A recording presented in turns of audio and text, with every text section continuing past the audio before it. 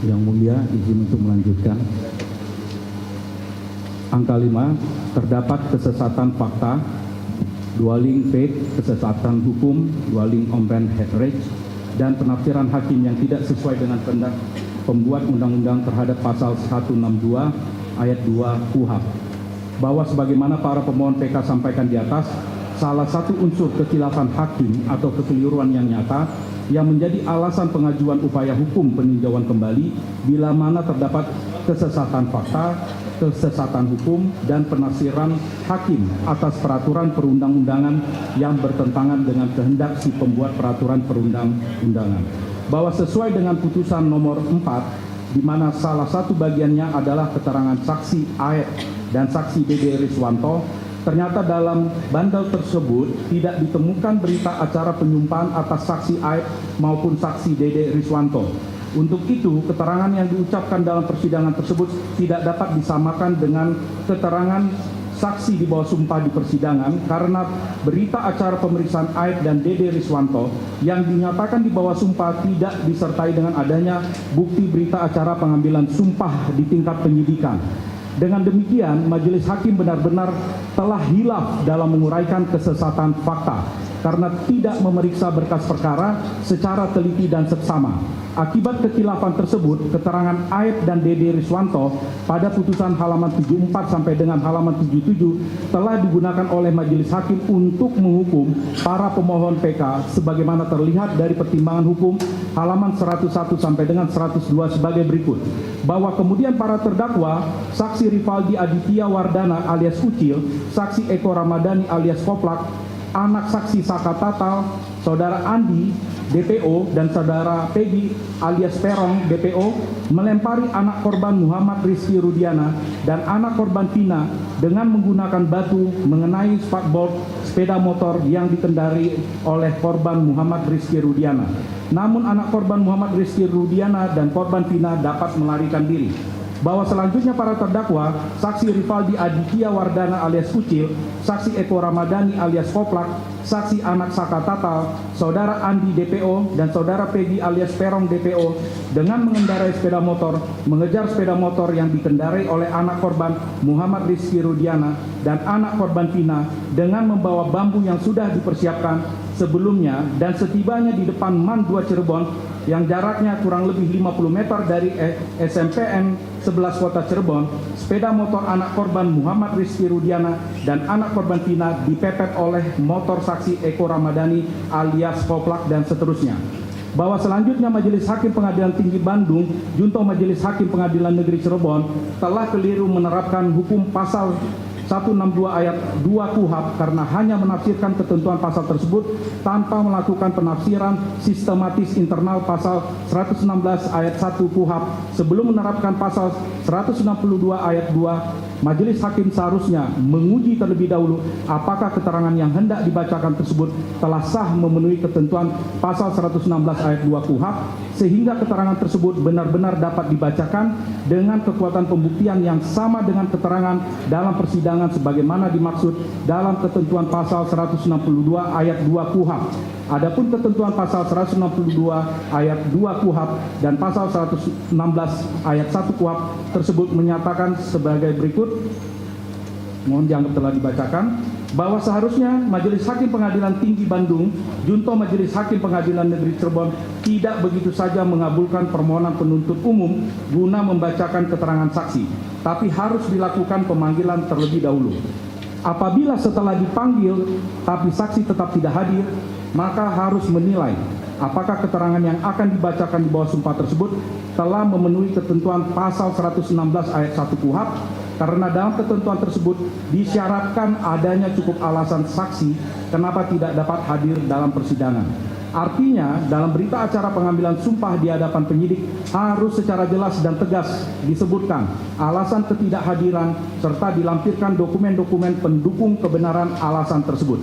Misalkan, jika saksi adalah seorang tentara yang hendak menjalankan tugas di wilayah konflik bersenjata sehingga dikhawatirkan gugur atau tidak dapat meninggalkan tugas pada saat persidangan, atau seorang mahasiswa yang hendak studi di luar negeri sehingga dikhawatirkan tidak bisa hadir ketika sidang, atau seorang penderita kanker yang divonis dokter segera meninggal, maka alasan ketidakhadiran si tentara atau si mahasiswa atau si penderita kanker tersebut wajib tercantum dalam berita acara penyumpahan dengan melampirkan surat tugas, surat kelulusan tes, atau surat keterangan dokter atau dokumen-dokumen lain sebagai pendukungnya. Jika tidak, maka akan sangat berbahaya karena pasal 116 ayat 1 KUHP yang sejatinya bertujuan untuk mengumpulkan alat-alat bukti selengkap-lengkapnya dalam rangka mencari kebenaran material malah akan digunakan sebagai alat penyidik untuk merekayasa perkara atau menutupi kesaksian palsu. Dalam hal tersebut inkasu terbukti melalui kesaksian Dede Riswanto dan Liga Akbar yang ternyata telah memberikan keterangan palsu atas perintah orang lain yang dibalut dengan dalil penyumpahan selama penyidikan. Agar kebohongannya saksi Dede tidak terbongkar, maka saksi Dede disumpah pada saat memberikan keterangan di penyidikan, dan si penyuruh sumpah palsu rupanya paham betul kalau saksi Dede hadir di persidangan, kebohongannya dapat terbongkar akibat cecaran pertanyaan penasihat hukum terdakwa. Sehingga ketika dipanggil ke persidangan, saksi Dede dilarang untuk menghadiri dan memberikan keterangan sebagai saksi dalam persidangan. Begitu pula saksi Liga Akbar yang sebelumnya juga disumpah dalam persidangan, meski akhirnya tetap hadir dalam persidangan, tapi belakangan mengaku kesaksiannya juga palsu karena disuruh oleh saksi Rudiana, yang artinya dia juga melakukan kesaksian palsu selama penyidikan yang dibungkus oleh sumpah sebagaimana diatur dalam ketentuan pasal 116 ayat 1 KUHP. 6. Putusan sesat fakta akibat majelis hakim mengabaikan hak-hak prosedural para pemohon PK guna diperiksa dan diadili sesuai dengan prosedur hukum yang berlaku. Bahwa Majelis Hakim Pengadilan Tinggi Bandung junto Majelis Hakim Pengadilan Negeri Cirebon juga telah melakukan kekhilafan dan kekeliruan yang nyata dengan melakukan kesesatan fakta dengan hanya mengandalkan pengakuan para pemohon PK saat diperiksa di Polres Kota Cirebon, padahal keterangan tersebut telah dicabut.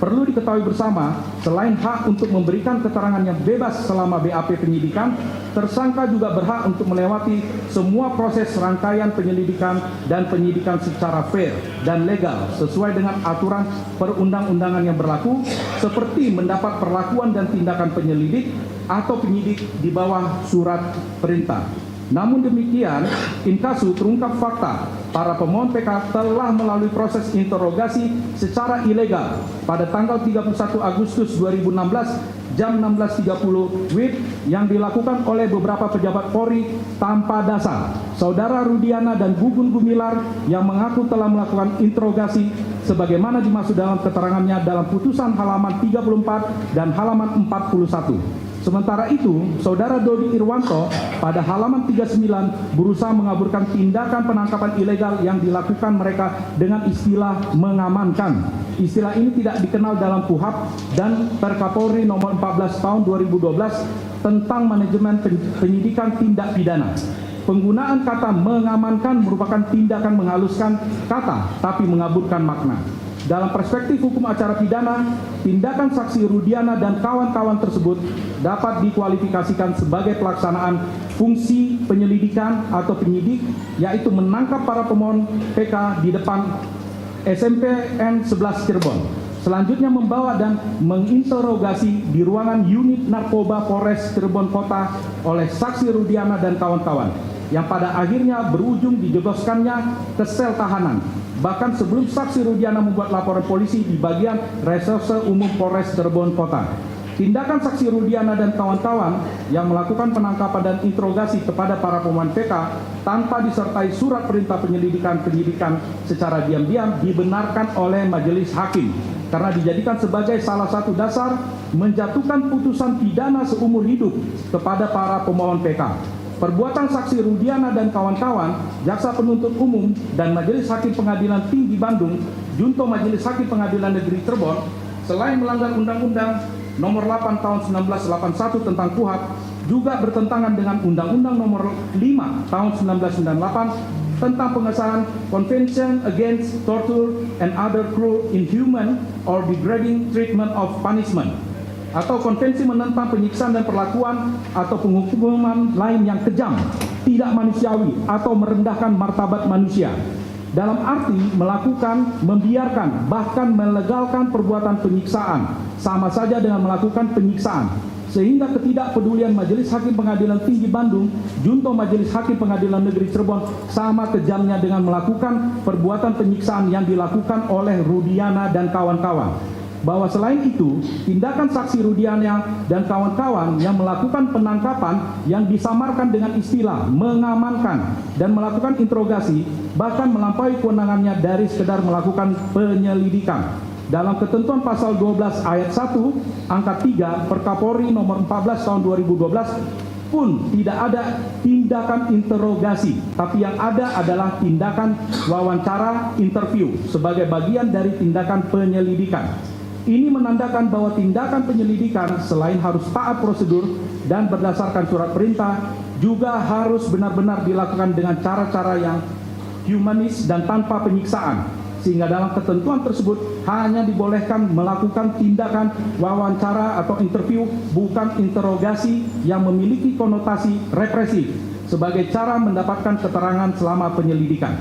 Bahwa berdasarkan keterangan saksi-saksi sebagaimana telah dipertimbangkan dalam putusan, yaitu keterangan saksi 1 Rudiana, saksi 3 Dodi Irwanto bin Durrahman, saksi 4 Gugun Gumilar bin Warbah, dan saksi 14 Andi Safrudin, diketahui fakta hukum, yaitu saksi Rudiana bersama dengan saksi Dodi Irwanto bin Durrahman, saksi Gugun Gumilar bin Warbah, dan saksi Andi Safrudin membentuk tim, dan pada tanggal 31 Agustus 2016 sekitar pukul 16.30 WIB melakukan tindakan pengamanan berupa penangkapan dan bahkan melakukan interogasi kepada para pemohon PK tanpa prosedur hukum yang benar.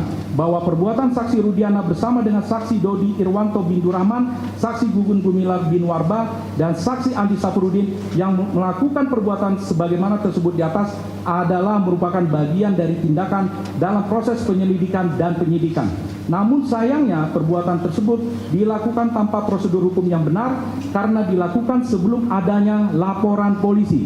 Sehingga jelas perbuatan saksi Rudiana bersama dengan saksi Dodi Irwanto bin Durrahman, saksi Gugun Gumilar bin Warbah, dan saksi Andi Safrudin adalah perbuatan main hakim sendiri karena tanpa didasari dengan surat penangkapan, surat perintah penyelidikan, dan surat perintah penyidikan.